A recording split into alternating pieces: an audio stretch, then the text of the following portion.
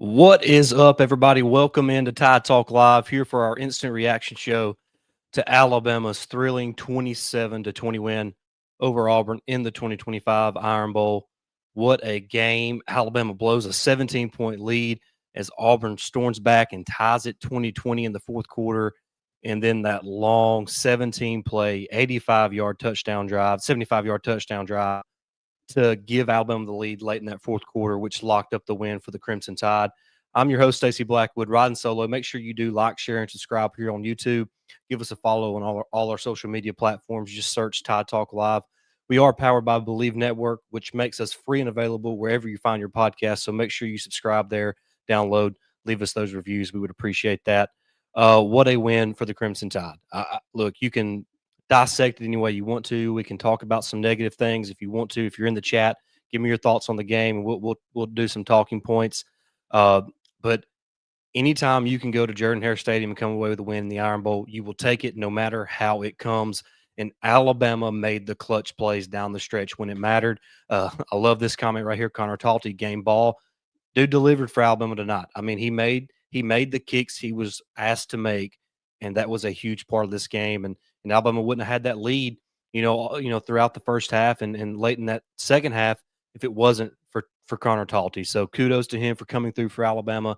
Been a rough few weeks for him, considering what happened against Oklahoma and the way he kind of reacted after the block and all that. So good to see Connor Talty come through in the clutch for Alabama and make kicks that mattered for the Crimson Tide. But that fourth quarter drive by Alabama, Ty Simpson just delivered when Alabama needed him to. And I mean, it's just unbelievable what he's able to do when his best is required. And Zay Horton, man, 3 touchdown catches for Zay tonight, was a difference maker with Ryan Williams, basically absent for the entire game.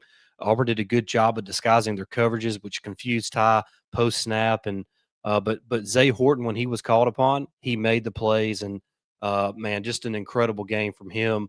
When he's kind of been quiet as of late, but he stepped up in a big way for Alabama tonight, catching 3 touchdown passes from Ty Simpson, and really was obviously the difference in the game for Alabama against Auburn. And but Alabama finishes the season 10-2, 7-1 in the SEC, and will move on to face the Georgia Bulldogs next Saturday in Atlanta for the SEC championship game. Just like everybody kind of thought, just a crazy game. I'm trying to pull up the box score here. If you're an Auburn fan, you got to feel just disheartened. Marlon, the final score was 27-20 Bama.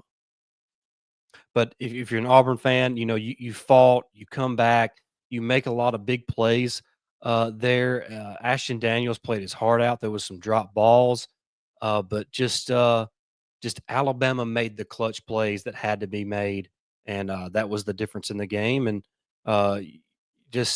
when I think about the drive late in the game, the fourth quarter for Alabama, it's just remarkable. It's hard to put into words when you go on a 15-play, 75-yard drive that nearly takes up 8 minutes, 7 minutes and 53 seconds. You chew up the clock and you come away with a touchdown. And I got to go to DeBoer here. It's 4th and 2. You could easily kick the field goal, take the 23-20 lead. Auburn gets the football back, and maybe that changes things. But DeBoer showed guts, man. I mean, going forward on 4th down with your season on the line. I mean, it's not just about making the SEC championship game. If you want to reach the college football playoff and you're Alabama, you had to win the game. Season's on the line. This is a defining moment for Coach DeBoer. And he, without hesitation, sends the offense back out there on 4th down to go for it. And I mean, the guys delivered. I mean, he trusted Ty Simpson. He trusted his offensive players to make the plays, and they made the play to win the game. And also, this defense, they were always around the football. I know they probably gave up more yards than what they probably wanted to, probably didn't execute as well defensively as what they wanted to, but they forced a lot of fumbles. They got an interception. They were really around the ball and attacking the football, and they sealed the game, causing the Cam Coleman fumble there, and just a clutch play by the defense as well. And it was kind of fitting for guys like Bray Hubbard and Deontay Lawson to make the kind of game sealing plays defensively for this Alabama team. They've been great leaders for this defense this year, and they came in the clutch for Alabama once again. But I just go back to Coach DeBoer going for it on 4th down and 2 inside the 5 or inside the 10, however far it was. When you have an opportunity to kick a field goal and take the lead, but instead you go for it, and Ty delivers, Zay Horton delivers. Zay Horton getting the hat trick with 3 touchdown catches on the night. Yeah, completely. Yeah, the defense I thought played pretty well overall. Gave up a couple big plays in the game, but outside of that, they kind of they did their job. The offense just couldn't seem to kind of get out of their own way in certain moments, and I want to go back uh, before we dive into too much. I want to go back. I think really the turning point in this game, Alabama was up 17-0. I think you're about halfway through the second quarter. Uh, and you get a stop defensively after scoring a touchdown to go up 17-0. You get the ball back, and the play you call is a double pass when the running game has been there early in that game, and you call a double pass. Auburn gets all the momentum there, and after that, Auburn went on a 20-3 run before that last touchdown by Alabama, and it kind of all got started from that, just kind of getting too cute if you're Coach Grove, and I feel like that's something that we talk about each and every week. This offensive staff, Coach Grubb just gets a little too cute at times, and doesn't allow this offense to kind of get in any kind of rhythm. I thought the beginning of that second quarter, this offense really started to find its rhythm. They were running the ball well. Play action was working well for Ty Simpson. And then we get the ball back and run a double pass, and it just looks all out of sorts. It's something that hasn't worked all year, outside of that one touchdown against Wisconsin in week 3. So I just don't understand that thought process. If you're Ryan Grubb in this offense, do what's working, man. And run the football early in that game was working really well for Alabama. They had 100 yards at the end of the first quarter, I believe, on the ground. So they were having their way running the football, but Grubb just got a little too cute, and it took all the momentum out of the game for Alabama, and it allowed Auburn to get back in the game. But I do want to say this, as bad as I hate to say it, credit to Auburn for fighting this game. You knew they would. I mean, this is their game. They had a chance to not only become bowl eligible, but they had a chance to knock Alabama out of playoff contention, and that would have been huge for this Auburn program. And I wonder what that would have meant for DJ Durkin and maybe his potential of becoming the next Auburn head football coach. So we'll kind of see what happens there. From the Auburn standpoint, it looks like they're probably going to miss out on Summerall. So where do they turn? Do they turn to DJ Durkin? Do they go after him? Where do they kind of go to from here? Alex Golish is a name I keep hearing, even though he's kind of been tied to that Arkansas job more. But I thought Auburn did a good job of battling in this game after falling down 17-0. They could have quit. They didn't. They battled. So kudos to that football team for continuing to fight despite it not going well for them early in that game. But Alabama, it wasn't pretty. I mean, it was not pretty at all. You look at the Alabama, just 280 total yards, 411 for Auburn. Auburn 20 first downs, Alabama 18. Both teams, a lot of penalties. Alabama had 87 yards in penalties, Auburn had 84. Alabama was just 4-17 on 3rd down, but the stat of the game, 3 of 3 on 4th down. And Alabama owned the time of possession 34-25. So that was also a big factor in this game. I want to look a little deeper into the box score for Alabama. Ty Simpson, 19 of 35, just 122 yards passing, but 3 passing touchdowns, all in big moments for Alabama, which was the huge difference in the game. Listen to this. If I would have told you before the game that Alabama would average more yards per carry than they were per pass attempt, would you have believed me? That is a wild stat. Alabama averaged just 3.5 yards passing and 4.2 yards rushing. That is one wild stat. Let's see here. Get back to the chat real quick. GPG agrees that call did cost the momentum. I messaged you on Twitter about the offense extremely worrisome to me. Yes, it's the offense is just so inconsistent. It feels like, but it almost feels like they can't get out of their own way. And I don't want to take anything away from what Auburn done defensively. I thought they played a good game defensively, but like the wheel route to Jam Miller. Jam Miller gets his head around late, or if he gets it around in time, it's a catch and it's a first down. You continue to move the chains. You're at midfield, and maybe that changes the outlook of the second half of that game. It's just little things like that just continue to hurt this offense where they can't get out of their own way, or either get too cute offensively and just totally inconsistent, either throwing the football. I thought tonight we ran the football as good as we've ran it all season long. Uh, Look at the numbers, uh, rushing 38 carries, 158 yards, 4.2 yards a carry. You'll take that every day of the week against a defense like Auburn. Jam Miller, 15 carries, 83 yards. Of course, he's playing his, outside the Vanderbilt game, the best game he's played all year, and he gets hurt. So that's something to watch as we move into the SEC championship game and hopefully a college football playoff berth.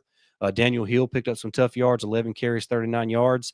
But I thought the difference in the running game for Alabama in this game, and it's something that I've tried to call for all season long, is why are we not using Ty's legs? Ty had 10 carries, 31 yards. Now I know he had a couple sack. He was sacked a couple times as well, which adds to the carries and drop in yardage. But we utilized Ty's legs in this game with design runs, and that was a huge piece to this game as well. It picked up some first downs for us. I know the touchdown got called back for a hold on Zay Horton, but the play was, I mean, the yardage was already there without the hold. So uh, I just think committing to running Ty a few times on the design runs throughout the game is going to help this offense be more consistent and find more balance, being able to run the football. It's been inconsistent for weeks. Running game was good tonight. The committee can't complain about that. Yeah, we touched on that on a couple episodes. How baffling it is that they're um, one of their arguments for Alabama being ranked behind Notre Dame was the running game. Like I didn't know that was a factor.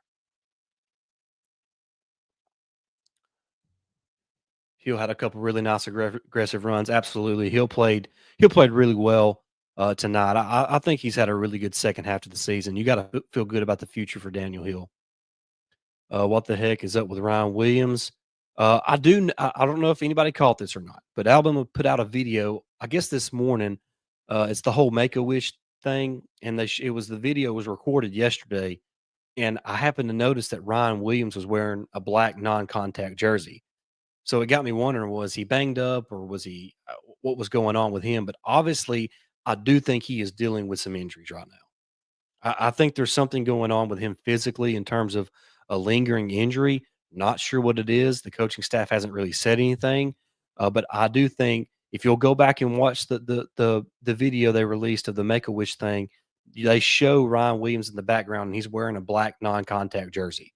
So I do think he is battling an injury, and the fact that he played a very limited number of snaps tonight tells me that he is dealing with something. So that's something that we'll have to ask Coach DeBoer about in terms of what's going on with Ryan Williams. But once again, credit to Zay Horton for stepping up tonight. 3 touchdown passes and 1 to win the game on a absolute dart from Ty Simpson across the middle of the field, and Zay had to go between 2 defenders to catch that football. It wasn't an easy catch by any stretch, and he made the play. What a play by Zay Horton! What a drive by the Alabama offense, and it's just hard to say enough good things about the way Alabama finished the fourth quarter. Auburn had the momentum from the middle of the second quarter to about 10 minutes left to go in that fourth quarter.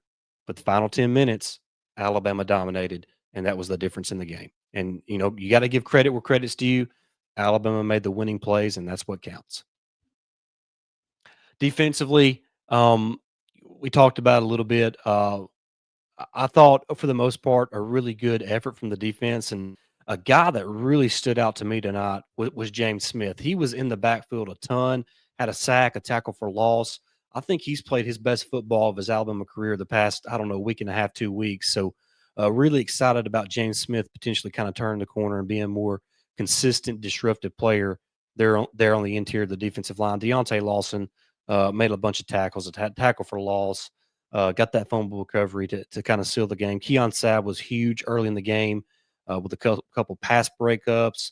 really physical in the running game. Yonze Pierre was getting after it. Xavier Brown did a great job in the game, limiting what Cam Calhoun was able to do in this matchup. Just 5 catches for 43 yards for Cam Calhoun or Cam Coleman, excuse me.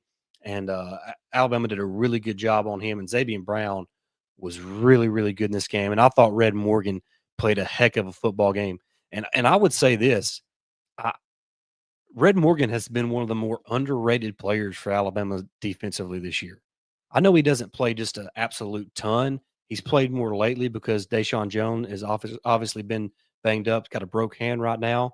But Red Morgan has had a really solid season there in his sophomore campaign, playing that kind of husky position for the Alabama defense. Yeah, another shot at Georgia for Alabama. You know, I guess I'll ask the chat this. I want everybody to chime in. With Alabama winning this game, they've earned a spot in the SEC championship game. Do you think Alabama? I'll ask two different questions. Should Alabama be in the playoff regardless of what happens on Saturday? Should they? And then I'll ask you, will they be in the playoff regardless of what happens against Georgia? I want to hear what you guys have to say about that, and we'll kind of discuss that. Give me your points. Give me your thoughts on where Alabama stands in terms of getting into the college football playoff.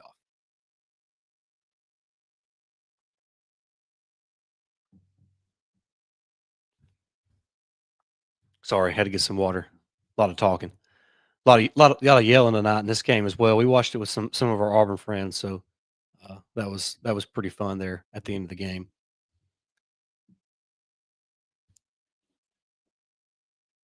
Any other standout players y'all want to discuss? Any kind of questions about the game or kind of about the team moving forward?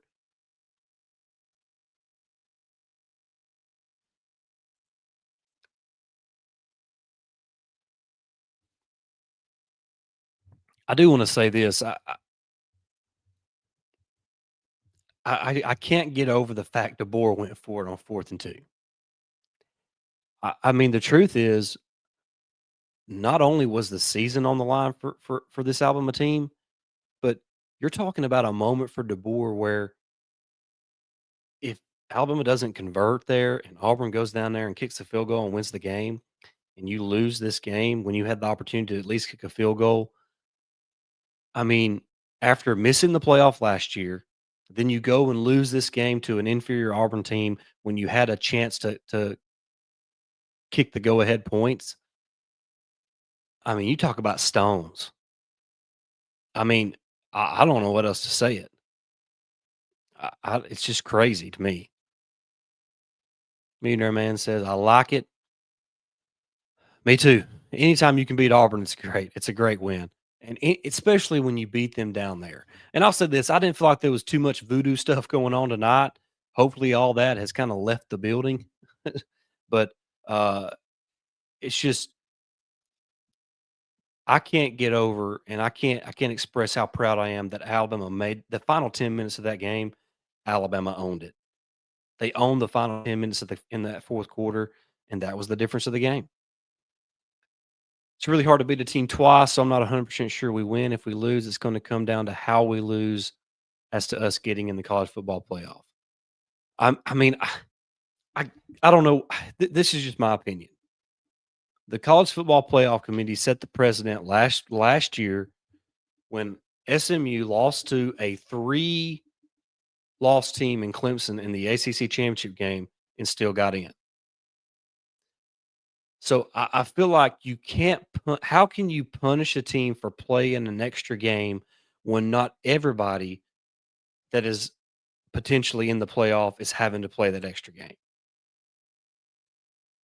I don't. I just can't see them making that call.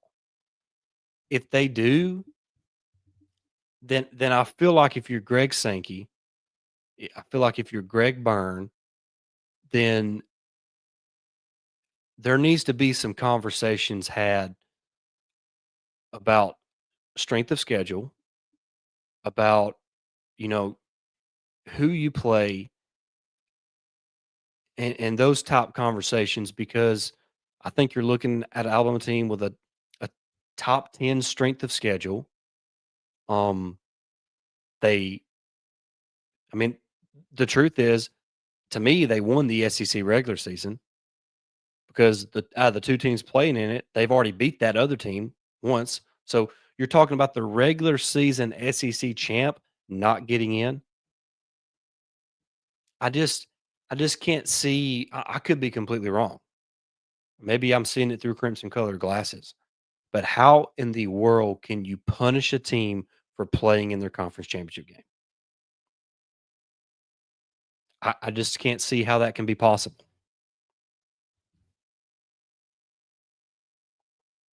I like this too. Coach DeBoer getting emotional after this showed me why I still believe he's the right guy. I love the there's been a lot of smoke um, about and it's just a bunch of rumors about Penn State coming after DeBoer and DeBoer not being happy in Alabama. But I think tonight showed that DeBoer is where he wants to be. Yeah, I really believe that. I think DeBoer is where he wants to be. I think DeBoer is the guy for Alabama. I think it's going to take. I mean, we should have known it's going to take some time to adjust from going to Nick Saban to Galen DeBoer. They are two totally different personality styles, and so, but he delivered. I mean, say what you want about how it looked, about what went down, about what happened. The object of the game is to win, and Alabama won. And a lot of that has to do with Kalen DeBoer having the stones to go for it on 4th and 2 inside the 10-yard line with the season on the line. With potentially, it's a career defining moment for him. He had the stones to do it, and the team delivered.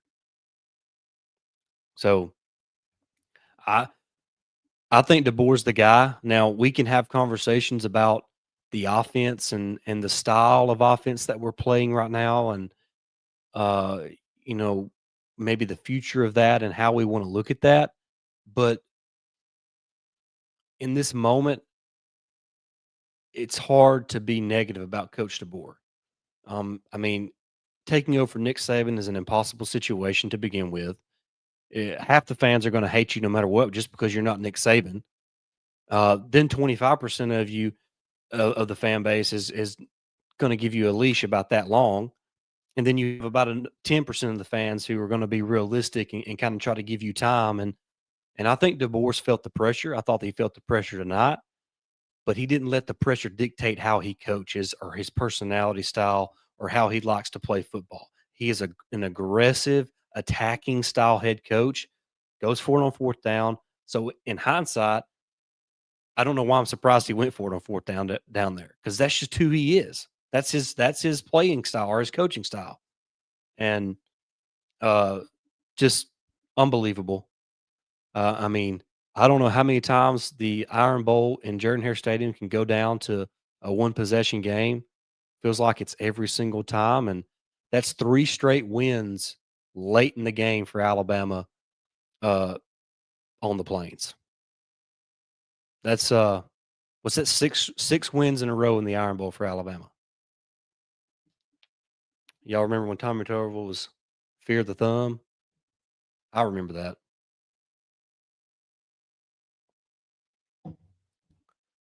All right, before we get out of here, I do want to ask, how are we feeling about the Georgia game? Real quick, just early thoughts. What's your thoughts on the game? I feel like Georgia's playing some really good football. They did look a little lackluster yesterday against Georgia Tech. Um, it's just almost like you go in this game expecting Georgia to do something to goof up almost. But just give me your thoughts real quick on this the SEC championship game and how you feel about Alabama coming away with a win. It's so hard to beat the same team twice in 1 year. And the truth is, we could see them again down the road. Do you think do you think Alabama moves up any in the rankings? Who did Notre Dame play this week? They're playing Stanford. They're up 28-3 at halftime, or nearly halftime. Stanford. Pathetic.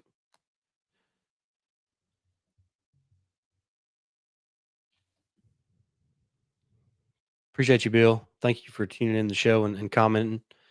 Anybody have anything else before we wrap it up? We would go longer, but no sense in just me babbling solo. If Jake was here, we'd go a little longer. But if there's nothing else pressing that somebody wants to talk about, we'll start to wrap the show up. I want to close out the show. Just man, what an incredible season! I can't believe the regular season's over with. It just went by in such a hurry. And just, I want to ask all Alabama fans, forget about what the team looks like right now or any of what you think about this Alabama team at this exact moment.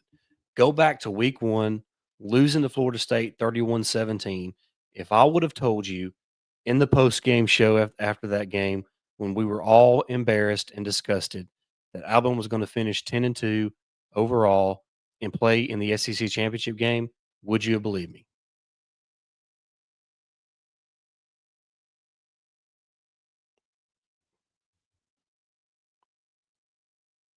Yeah, that's where I'm at. That's where I'm at. We'll try to have uh maybe another show tomorrow. Would y'all be interested in us doing a live show maybe tomorrow sometime or Monday sometime to discuss an early look at the SEC championship game? Yeah, I mean it's crazy how far this team has come, and I'll say this: the Oklahoma loss definitely hurt because you kind of gave it away. But I mean, it's hard to complain about losing to a team who's probably going to be in the playoff. Like, how do you complain about that? So, real quick, I know I keep saying we're fixing to go. Let's think about the SEC teams who are potentially in the playoff. Help me out. I may miss somebody. Georgia's for sure in. A&M's for sure in. Ole Miss is for sure in. Um, I feel like Oklahoma and Bama are in most likely, and then Vandy's sitting there at 10-2 as well. So the committee has a lot of tough decisions to make. And to me, just personally, if an SEC team gets left out, it's probably going to be Vanderbilt out of those 6 teams that I Georgia, the for sure Georgia's for sure in, A&M's for sure in, Ole Miss is for sure in, right? Those are the 3 that are for sure in, right? And then we have Bama, Oklahoma, and Vandy right there on the edge. Is that right? Sorry, it's getting late. My brain's a little foggy. So, I mean, I can't see half the field being SEC teams. So you'll have who's Ohio State play? It'd be Ohio State and Indiana in the Big Ten, right? So both of them teams are in. You gotta think Oregon's in, so that's 3. The ACC champ will be in. The Group of 5 team will be in, and the Big 12 champ will be in. So maybe there could be. How wild would that be? All right. Jump in the live chat. If you're watching the post game show, jump in the comment section. How many SEC teams reach the college football playoff? Either put in the chat right now, or if you're watching the post live show, um, jump in the comment section. Yeah, I feel like Vandy's probably out. So they lost to Alabama and they lost to who else they lose to? Who was Vandy's other loss?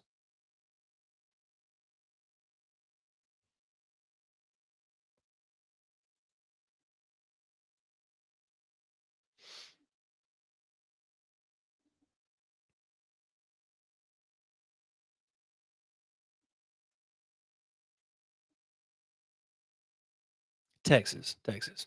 That's right. Texas. Yeah, that's right. It's Texas. They lost 34-31 to Texas on the road. That's right. And see, and here's another scenario. If you're Greg Sankey in the SEC, you're fixing to move to a 9 game uh, conference schedule. Texas is a prime example of why, if you're going to a 9 game schedule and the committee is not going to make a massive put a massive emphasis on strength of schedule, then why in the heck, if you're Texas, would you go play Ohio State on the road to open the season? Because if they would have played Akron at home, you're looking at a Texas team that's 10-2 and also right there on the edge of potentially making the playoff. So it's just, I think this is why the playoff is eventually going to move to 16 teams. Now then eventually you're going to start moving to, well, that 17th ranked team is going to think they deserve to be in too, and that's true. But it's just where we're at in college football. Just where we're at in college football. All right, guys, I'm going to wrap it up now. I really appreciate everybody joining me on the live chat. That was a lot of fun. I appreciate you being here. If you haven't already, subscribe here on YouTube. Give us the video a thumbs up. Jump in the comment section and give us your thoughts on the show and thoughts on the Crimson Tide as they beat Auburn 27-20 there on the Plains to move to 10-2 on the year, 7-1 in the SEC, and play in Georgia for the SEC championship. What a turnaround after the week one kind of just pitiful performance against Florida State is the only way I know how to put it. But kudos to this team for getting it turned around. Um, they got the job done today. Wasn't pretty, wasn't the most beautiful football you've seen, but they made the winning plays in the fourth quarter, and that's what championship teams do. It's not always You're not always going to be at your best, but if you can make the plays that matter when it matters, that's what championship teams are made of, and that's what this Alabama team did on the road tonight. But guys, thank you so much for tuning in. I appreciate it. Make sure you do like, share, and subscribe here on YouTube. Make sure you follow, download, and subscribe on Apple Podcasts, Spotify. Leave us those reviews on Apple Podcasts, and we will read them live on the air. And we greatly appreciate all the support we've received so far. But we'll see you again real soon. We'll try to get a show out here before in the next couple of days with Jake, so we can recap this a little bit more and look ahead to the SEC championship game against Georgia. But thank you so much for watching. We'll see you real soon. Roll Tide.